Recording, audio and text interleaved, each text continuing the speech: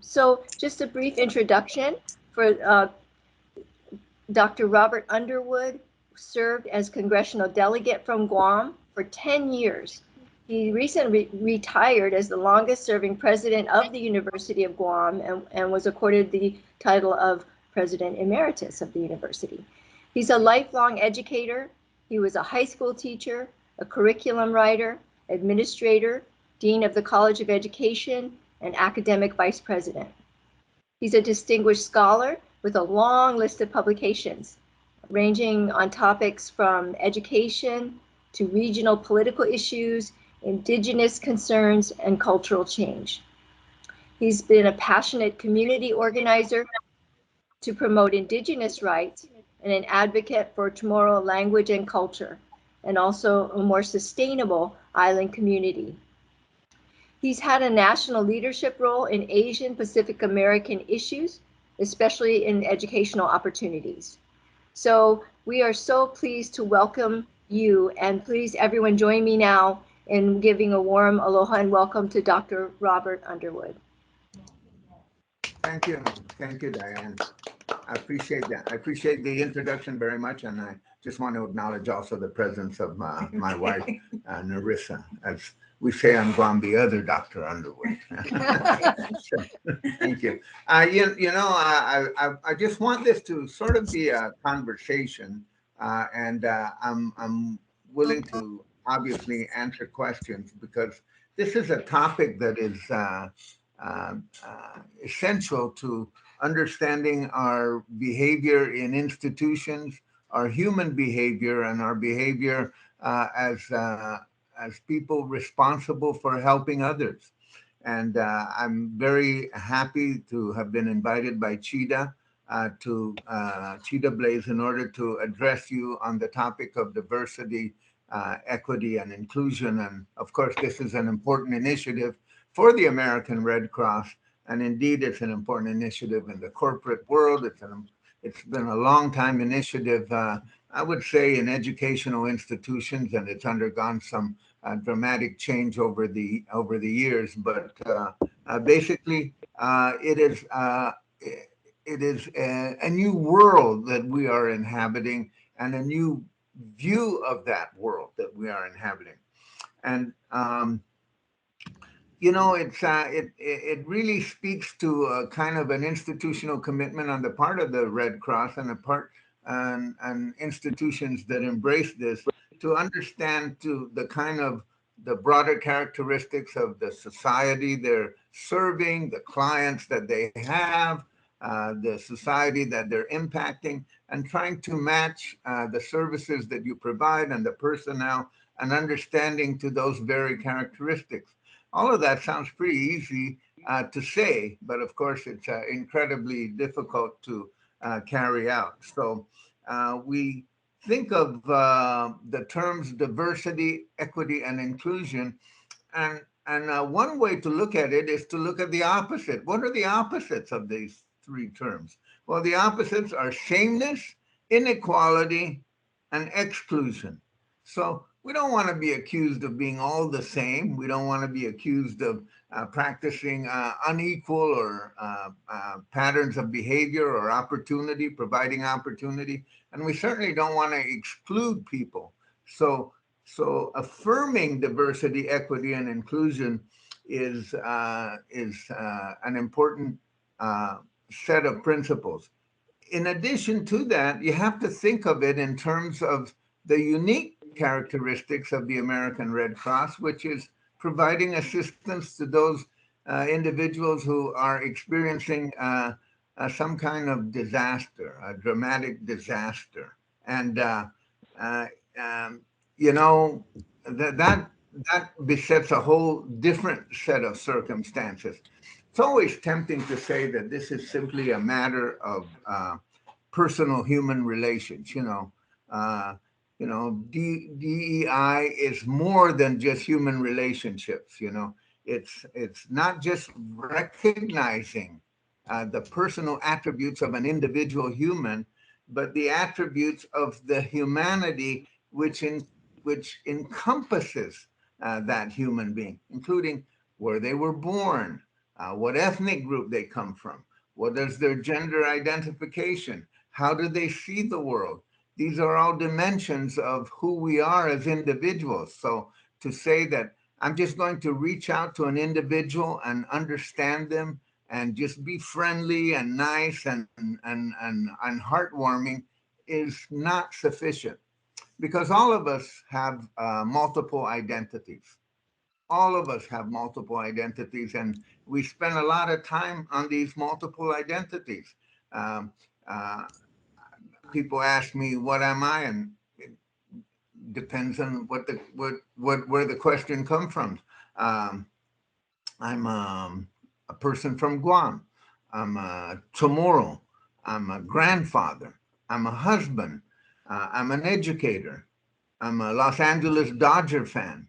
I'm all of these things because these are all dimensions of who I am as a person. And each one of those dimensions means that I invest some time and effort into those dimensions. And then how does what does all of that composite mean? Some people, and of course, the other one is I'm a U.S. citizen. That's so. Some people try to rank order these kinds of identities, and sometimes it's a little bit difficult. So here we have uh, diversity, equity, and inclusion. And does this mean that you just have to like everybody and be accepting of them? And I say I like everybody. All of you are probably nice people. I'm sure all of you are nice people. Uh, Talofa to my friends in American Samoa, Hafaday Tiro to my friends in the Northern Marianas, Aloha to my friends in Hawaii. All of you are wonderful people, and almost I would say that most of you think that just being nice and warm is sufficient, and that uh, you could be like the old saying by Will Rogers. Maybe some of you, maybe many of you don't know who Will Rogers was, but he was sort of an American humorist who used to famously say, "I never met a man I didn't like." And so I would assume that many of us kind of subscribe to that view of the world. But did he really mean that? And how would we state that today? What about women? What about men and women? What about non binary genders? What about immigrants? What about foreigners? What about people who aren't US citizens? What about people who come from the other side of the tracks? So, how does all of that influence how we view each other? And so that means that we have to engage in some sort of self reflection. Who are we as people? You can't understand other people unless you sort of understand yourself. And you can't understand yourself if you others if you don't examine your own values, your own prejudices, your own assumptions about what constitutes proper human behavior, and your own innate scanning system. We all have a scanning system. We go someplace, we take a quick look, and then we make an assumption, and then we make an initial conclusion. We have to have these scanning systems because the scanning systems are a product of our self defense and our self preservation. You go into a neighborhood, you don't feel comfortable. You go into a social situation, you don't really understand what's going on. So we all have this kind of scanning system. That scanning system is a compilation of our personal experiences, our values, who we are as cultural beings, who we are as members of ethnic groups, our own assumptions into the situation. So, in order to you have to start knowing who you are. So, who are you? Who are you? That's a very important question because depending on where you're from and how you express yourself, you how do you answer that question? More importantly, in a social situation, what is the first question that you ask of other people? Do you ask them, uh, when do you say, you don't say, who are you? Well, you say, what's your name? Then do you ask, the next question is, where do you come from? And then the next question is, what do you do? Or is the next question, who is your family? So there's all of these kinds of elements that kind of reflect the values that you have in mass American society. The most natural question to ask after an introduction is, "What do you do?" And that implies that what you do for a living or how you earn resources is really the reflection of most of your being in society. In small Pacific Island societies, and rarely do people ask you as an initial question, what do you do? They're more likely to ask you, who's your family? What's your family's name? Or what clan do you come from? And then based on that, you try to triangulate a relationship to see if you're connected to that. And I would, this is a kind of a standard tomorrow thing, you know, you, who's your family? So and so is my family. Oh, so and so is my family. Are you related to so and so? Yeah, you related to so and so. Yeah. And even you kind of fudge it a little bit just so that you can make the connection. So you want to feel connected. And so the connections that are there are really the most fundamental and important to you. And that is, who is your family? So after you do that, after you kind of understand yourself and your scanning system and who you are and your own prejudices, your own sense of values, your own sense of purpose in the world, you have to engage in what is called cultural competence. So you're involved in providing a whole series of services in which you're supposed to provide some kind of cultural competence. So, how do you become culturally competent? What are the steps that you take in order to evidence this cultural competence? And what is that culture that we're trying to be competent in? And culture, for many decades, was identified simply in terms of the kind of an culture as an anthropological sense, as an expression of being a member of an ethnic group. But now culture has the terms culture and Yes. community have expanded in dramatic ways. So we have Oh, the culture of the American Red Cross. We have the American Red Cross community. We have the culture of almost every major company now wants to bring in employees and bring them into the culture. This is the culture of Walmart. This is the culture of United Parcel Service. And so you have all of this kind of, and then you have things like, I'm a member of the softball community. You go to a community meeting, something, and you say, well, a political meeting, and you say, we as members of the softball community demand more services or more fields, or we as members of the tennis community. So the terms culture and community have been elasticized, spread out. And that means the society is becoming more complex. But how do you provide evidence of cultural competence in that?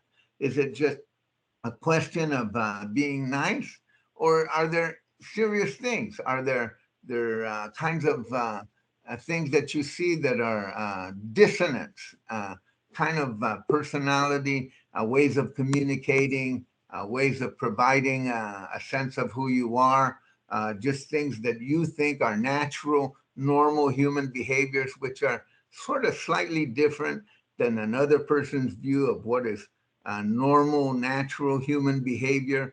And so, how do you shake hands?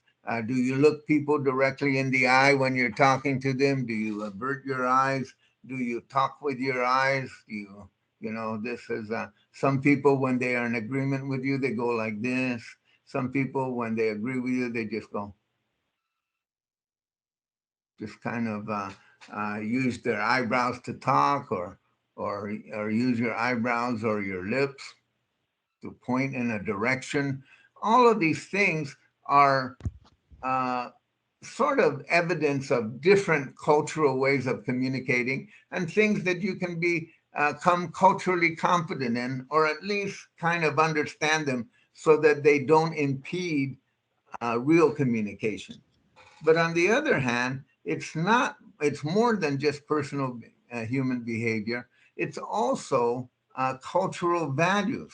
What is the intersection between, and this is the most serious part, I think, that people involved in disaster assistance or anyone who endeavors to provide a helping relationship in a society.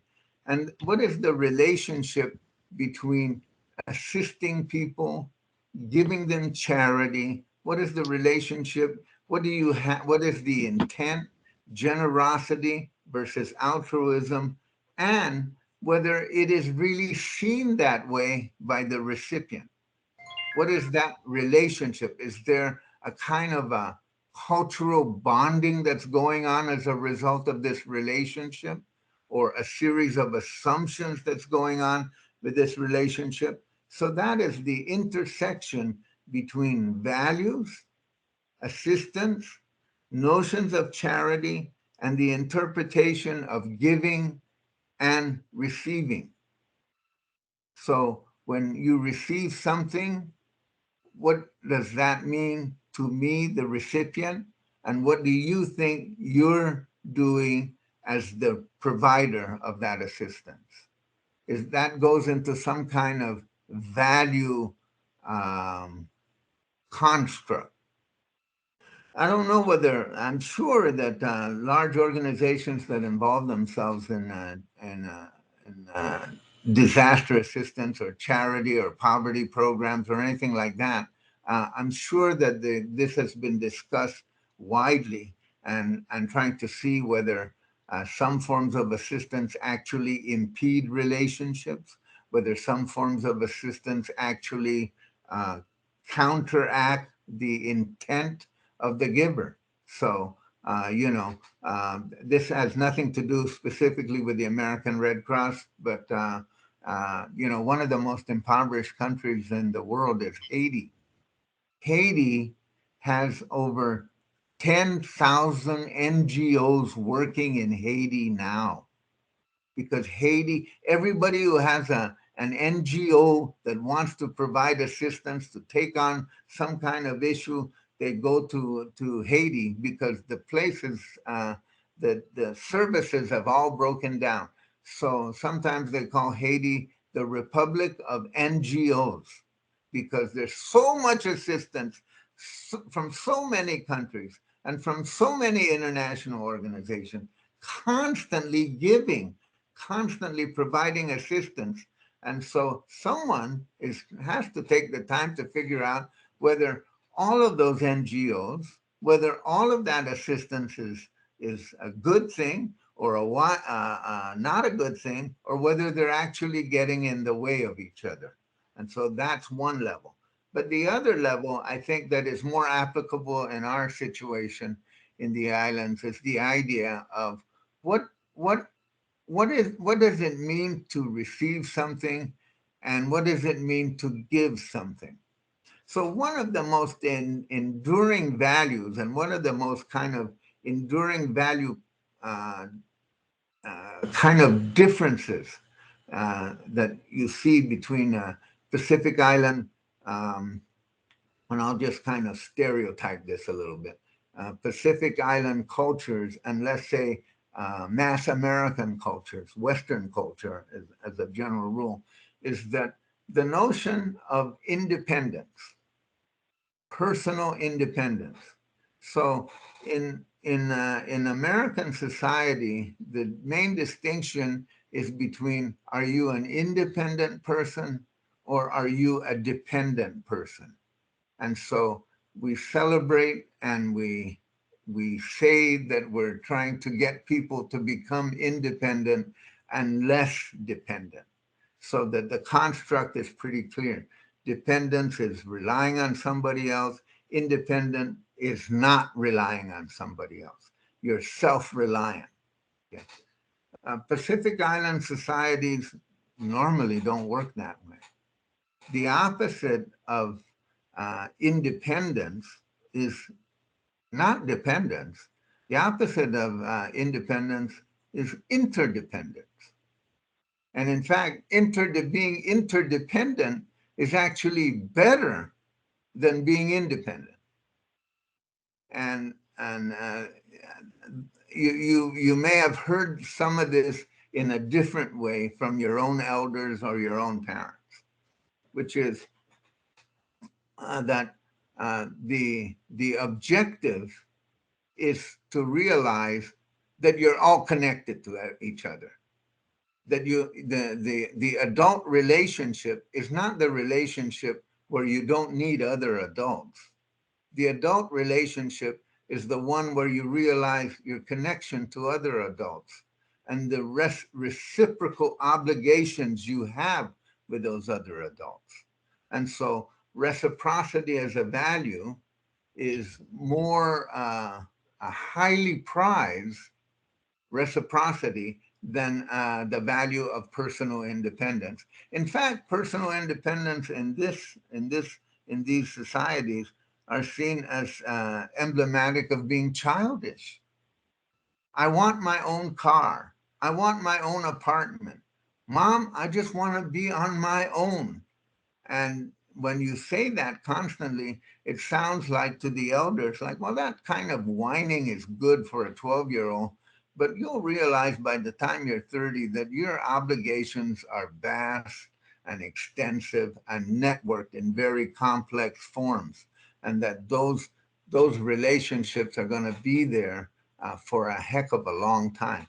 And in fact, that is the apex. That means that you've reached full mature adulthood when you realize all your obligations to other people, not choices. Obligations are not choices. I choose to be obligations are compulsions to be of service to your relatives, a compulsion to do what you can for your relatives because they're going to feel the same way as you. So that's that that's the kind of cultural construct. How does that interact with receiving services in times of disaster? What is the relationship there? What is that? How do you think people are receiving the assistance that you give them? And how are you advertising that assistance? So you, as the friendly face and the helpful face in times of a disaster, uh, you represent the intersection of some pretty complex values that you probably should spend some time thinking about. And I don't have a quick and easy answer to that, but don't presume that that appreciation doesn't imply some kind of relationship. Doesn't imply so. If I wanted to reciprocate a little bit to your assistance, then you accept it willingly and gladly because that reciprocal, even if it's a tiny item, is an important item of their own dignity as human beings. So even the worst situation that you come into, that the person who's receiving that assistance from you will inevitably try to reciprocate in some way, and even in the most tiny way. Your acceptance of that reciprocity is bonding, is a form of bonding. It's an affirmation of the values that the societies have that you may be um, dealing with. So it's not independence versus dependence. It's independence versus a higher value of interdependence. So in Chamorro culture, the most famous example of this is called Chinchuli, which is you bring something, you give something of value to somebody else, because the sort of expectation is that eventually you're going to get something back. Maybe not to you directly, maybe it's going to go to your children, or maybe it's going to go to somebody who's connected to you, but that provides evidence of an ongoing reciprocal relationship.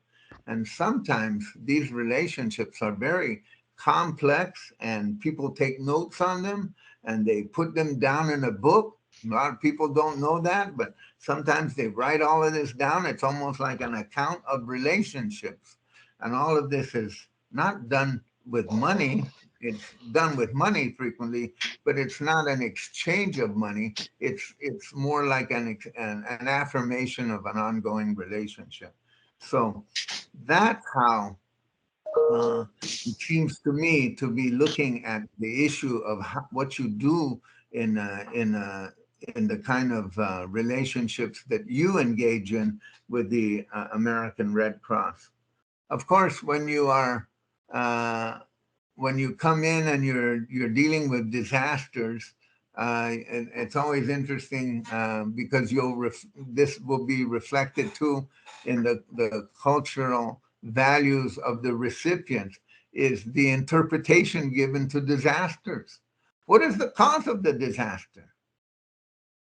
What's the cause of the disaster?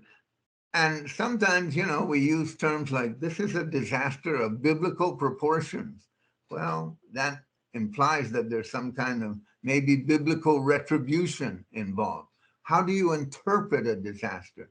If you see a disaster with people who, have a fire, and, there's some sense of like, wow, this could have been prevented had they, and thought about a little bit about it, that could kind of start to be a little bit judgmental, and so then you're not sure about how to provide that assistance, or whether when in the course of providing that assistance, are you communicating that kind of uh, judgment in the way you provide the assistance. All of that is kind of part of the human relationship dimension. So it's very important that you first be in awareness of your values, in awareness of who you think you are, and how, what values you hold dearly, and how those are transmitted, sometimes directly, sometimes indirectly,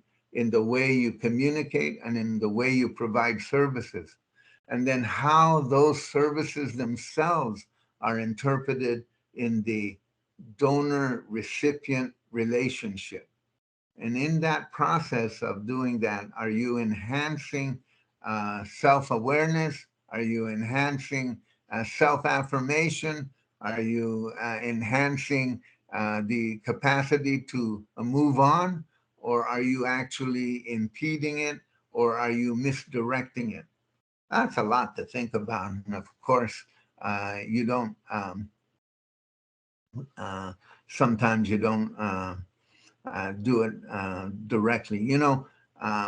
In political campaigning, there's an area of Guam uh, that when you go door to door, there's some areas that where the houses are really in disarray. You know, places of disaster. You go into a home and everything is all messed up. You know, the place is not kept clean. Doesn't it looks like they haven't been paying attention to their family. And there it is, a big screen TV. And they got the cable system going and the big screen TV. And so I was having a conversation with a fellow political candidate one time, and the fellow political candidate was telling me, says, yeah, those people have their priorities all wrong. They Their whole other life is in disarray, but they took their money and they bought the big screen TV, and they made sure that they're able to watch TV. So I said, well, yeah, that's one way of looking at it. The other way of looking at it is that's the only thing that brings them joy in their life, in what is otherwise a pretty dispiriting life. So maybe that's that's that's their view of their contribution to having uh, a better life or a better quality of life? I don't know. I don't know.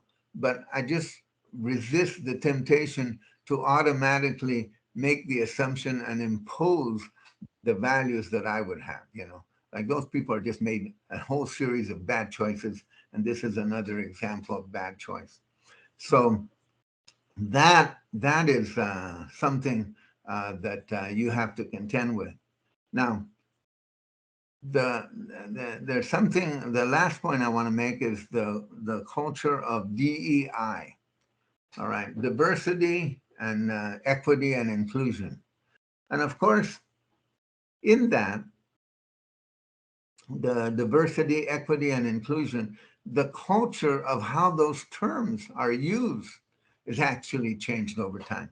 It all started with just trying to look at people who are different, so-called different from us.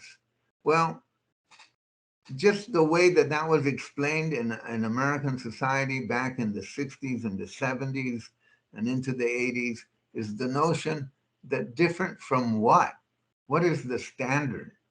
And so the standard, well, was generally mass American society as it was understood then. And anything that was different was somehow deficient. So the charge was to try to get those people who were different to kind of make up for that deficiency and join the rest of us in that, to become more like us. Well, that differences were interpreted as deficiencies. Then that was re-examined, and now we have that the difference should be not not changed to mass American society, but the differences themselves should be tolerated. It's okay to be different. Well, I don't want to be like you, but it's okay to be different. And so there was that time period. But now in this century, it's more than that. It's that difference itself should now be celebrated. That in fact the difference is actually a healthy sign. It's a sign that we are in full awareness of who we are. We're in complete grasp of respect for all of those people around us. And so in that in that celebration of difference, place and self-identification is very important. So naturally, what we've seen as a trend for the past couple of years, we now take as normal. Uh, and I first saw the this in a graduation ceremony in Victoria, Canada, for our grandson uh, when he was graduating from this high school in British Columbia, and at the beginning of the ceremony, they said, "We want to acknowledge that we're on the lands of the Saanich people, and we thank them and we, honor them for allowing us to be in their land." Well, that was the first time I ever heard of it being done, and so over time now, almost every meeting I go to, I'm a member of the American Folklife Board. Everybody introduces themselves, and they introduce themselves by saying where they're at, and they say where they're at by acknowledging the original indigenous inhabitants of that place. Well, now that means that you're not just acknowledging difference, you're sort of and tolerating difference, you're sort of celebrating it. So that's the new world that we inhabit. The other dimension, of course, is the use of pronouns. So, some of you, when you key in and you're joining a meeting like this and a Zoom meeting, it asks, what is your pronoun preference? I never thought that that would be an issue, but it certainly has risen to the surface in the past couple of years. So I'm a he and a him, but I could be uh, I could choose something else, or I could choose to be non-binary. Decided that I'm. I don't want to say I'm one or the other. Now, all of that, for someone who at my age sometimes seems a little trendy and gimmicky and all that, but I'd have to say that there's something substantive behind that, because that is really talking about not just diversity and not just equal opportunity. It's talking about inclusion. It's talking about how do you recognize differences and how do you make sure everyone feels comfortable. So uh, we don't know where all of this is going, but I know that a big part of it is the fun that we're having in getting there.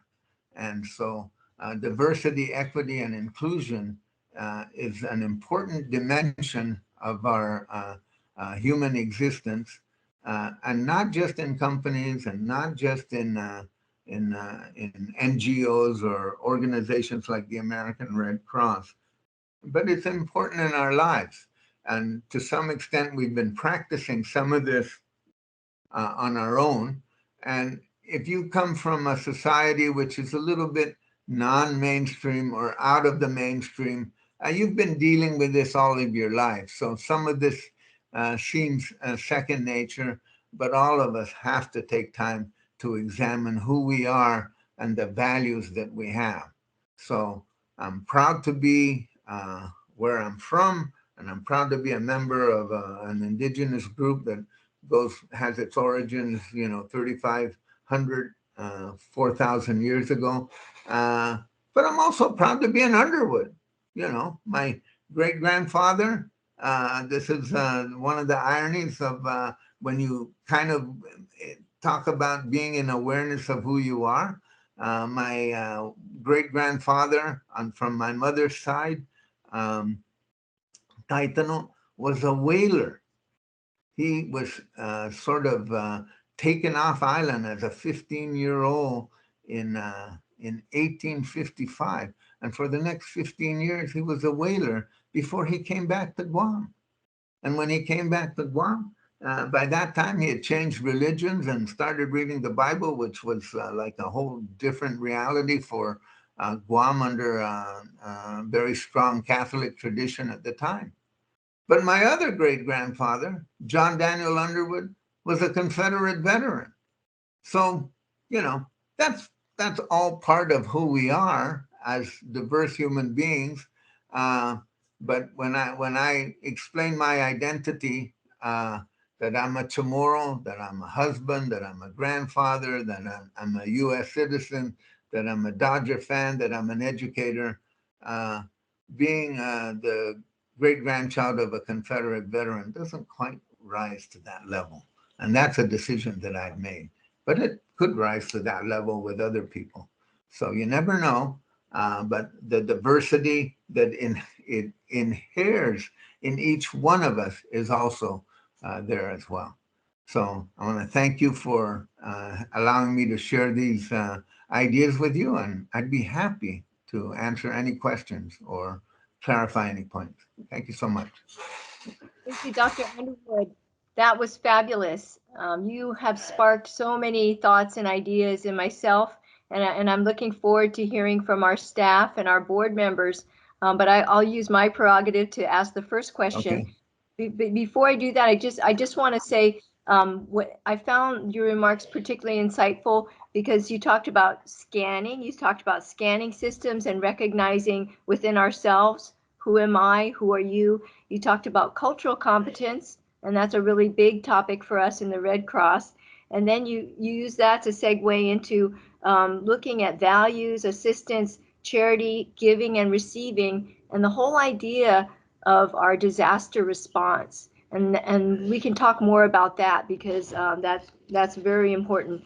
The idea of interdependence at the apex, and then your whole part about the culture of DEI, going from being different is a deficiency to then tolerating differences to then celebrating them. So we have some wonderful material here to digest. I wish I'm going to find a way to get to share this nationally because I think you really got some gems here. So my question, I read something about, I think it was a discussion on the floor of the Congress, maybe about the Chamorro language, but about what is the difference between ketchup and salsa. So I don't know if you want to talk about that, but I would add to that and ask you, what is your single proudest accomplishment in terms of things that you've done to perpetuate Chamorro language or culture?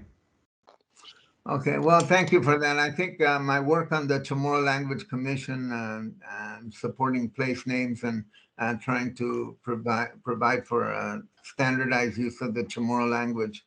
But I'm also mostly identified uh, with Chamorro Standard Time, which is a sort of interesting story. There was a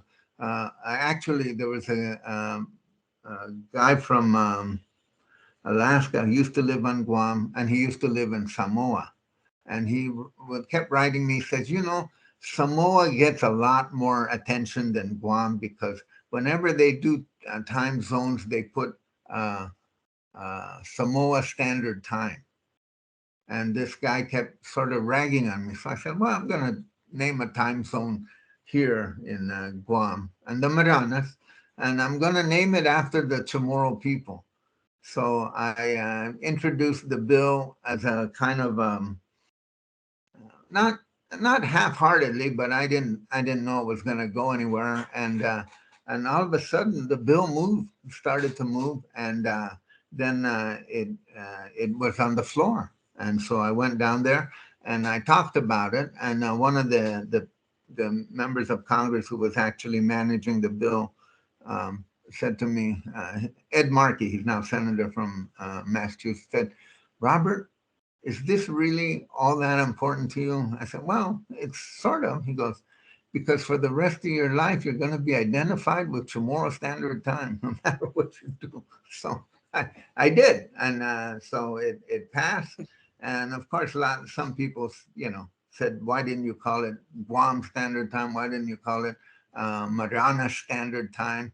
Well, I said, well, one or the other would put the other islands, and so I put down the Chamorro Standard Time. And some people said, well, it was racist. It's the only racist time zone there is. I never thought of it quite that way. But so now, of course, the great thing about it is that all federal agencies are required to use it. so, so That's great. I think it's wonderful, and the subtext of cultural dynamics is that in Guam and in the Marianas, people used to say, "Oh, he's late. He's operating on Chamorro time. I'm here late because I'm on Chamorro time, or I'm on island time, or I'm Chamorro time." So I said, "This is my revenge on that thing. I'll just name a time zone after those people and see what you do with it." Nice, very nice. We have the same thing here in Hawaii. When you're late, oh, you're on Hawaiian time. Oh. Okay, we're gonna open it up now. You can raise your hand, and maybe Michelle can help me see if any hands are raised. And then we ask you to. Okay, I see Dave has one. We're gonna ask you to come on camera to ask your question. Go ahead, Dave. Hi, thanks so much for this great presentation. I can speak for myself. I think everyone else feels the same way, in that in our pride for being a part of a region with such diversity of culture and background, and in a larger sense, the national organization comprises all of that and more. So I wanted to ask you, because we're always looking to really make the most of this rich, diverse culture, and also because diversity in culture and other backgrounds also can lead to confusion and disagreement, that kind of thing. What behaviors would you suggest we try to practice day in, day out, so that we can really make the most of our diversity? Yeah, I think it's your own self-awareness.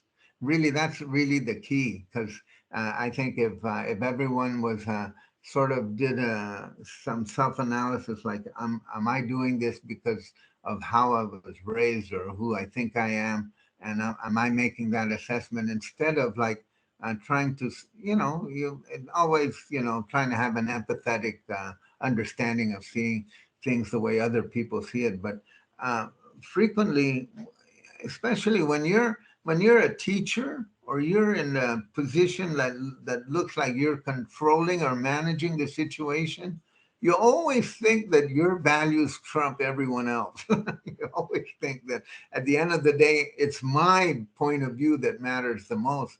And sometimes you have to be challenged on that. And the best kind of challenging is yourself. So that's really a big key to dealing with that. So it's just kind of understanding who you are first and foremost. Thank you. Thank you. Thank you, David. Where are you from? Okay, go ahead. I'm originally from Pennsylvania, but been in Hawaii since 1996. Well, good for you. I'm sure you've learned a lot. Absolutely, every day. Okay. How about some of our board members or staff? Dr. Anne-Marie Gumatau, would you like to ask a question? Hi, yes. Hi, half a day, Congressman. Nice to see you again. Good to And see you, Marissa, Anne-Marie. hope to see you. And Pete says Hi. hello, by the way. He sends his memorials to you both. Okay. I, Great. I don't have a question. I just want to comment on a couple of things that you said that I think are worth reiterating. One, as Diane mentioned, was cultural competence. And I think in the work that we do, we have a multi-dimensional view of the different people we serve. Essentially, we have our Pacific Islander community, we have our military communities on Guam, in Hawaii, American Samoa, etc., and then the community at writ large. So I think it's important for us to understand that, because we're dealing with so many different cultures that we have to understand the competencies in each of those domains. And it's kind of challenging, but it requires a balance. And if you have any words of advice to give on trying to achieve that balance, that would be appreciated. Yeah, well, thank you, Anne-Marie, and give my best to Pete. And I think Narissa behind me says hello as well. You brought up another feature of this, of course, which is the military community, which is a kind of a different overlay as well. It's a professional bearing, so there's a way that things are done. And boy, if you're in the military, if you're not doing them that way, things don't get done. So I perfectly, understand the urgency of that, because they're doing important work. But the issue is, for cultural competence, is always being in a kind of a learning frame, always kind of digging back to yourself and saying, well, I need to learn more, and to be willing to ask. If you allow people to explain why they do things, they normally will explain it to you. They will. And so but you have to give them that space. So just walking down the street, or here in Guam, driving around, you see people panhandling on the side of the street. You have people who boldly ask you for money, and then you see people in different circumstances, and the issue is always like, why, what's wrong with these people? But that's not the question. That shouldn't be the question. It should be something deeper than that. And when you're in a kind of a donor recipient relationship, like all of you are in, that's you have to kind of put that check on yourself. I'm not sure what the answer is, but sometimes just asking the question will give you insight into it. Yeah. Great, thank you. And Thank then the other one real quick that I wanted to touch on is, you mentioned reciprocity in dealing with the people that we serve. And I think that's really an important part of establishing relationships, because not only it's not a give and take relationship, but it's more, as you said, they, you know, particularly for the Chamorro people, and I'm sure with the other Pacific Islander cultures, you give them something, they feel worthy to return that gift, so to speak, in their own way. And I think Right. what the word that comes to mind is respect. It's being able Right. to respect the people that we serve, not just because they're in need or there's a crisis or what can we do to help them survive. Yes, that's the ultimate point in disaster situations, but it's really respecting those that we serve when we are there, when we are in their homeland, and if it means them giving us, you know, what they have, let's say a tray of food or mangoes from their mango tree that's still There you go. thriving, that's a gift, and we have to make sure that we appreciate that gift. Absolutely, and tied with that respect, of course, is human dignity, because that's really what they're. So if they give you a breadfruit and you don't like breadfruit, take it. Take That's it and go home, and everybody find, and then it's your responsibility to go find somebody who likes great breadfruit. That's right. Thank you very much. Great to see you again. And then that's a wonderful point, I think, to begin to wrap things up on. But I see Noel has his hand up. So let me give Noel the last question or comment. Noel? Oh, thank you. Thank you so much. Dr. Underwood, thank you so much for what you shared today. I echo what Diane shared earlier. There's so many takeaways from this conversation. And I'm pretty sure that we'll look into ways to incorporate it into the approaches we take. It's clear to me that this concept that you shared earlier about just knowing yourself, being aware about your biases, how you view the world, how you view others, and how you might come into a situation that how you might come into a situation and how that approach could either deter a participation or encourage participation.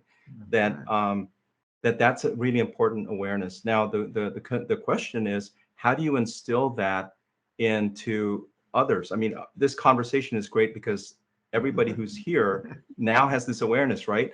But we have hundreds and maybe thousands of people out there who need to also share this thing. I'm just curious as to how you're going about sharing this awareness and this ability so that we can better coordinate with each other and better work with each other. Well, of course, you have to provide some kind of training for everybody who goes out and gives assistance, because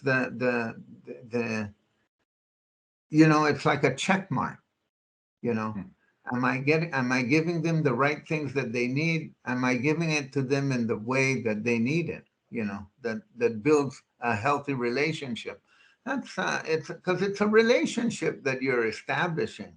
And I think that human contact, that one-on-one contact, the face of the Red Cross is dependent upon each individual person who assists in the name of the Red Cross.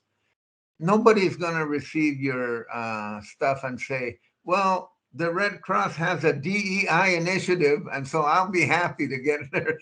They don't care about that. They're gonna interpret their whole reality based on that one single person.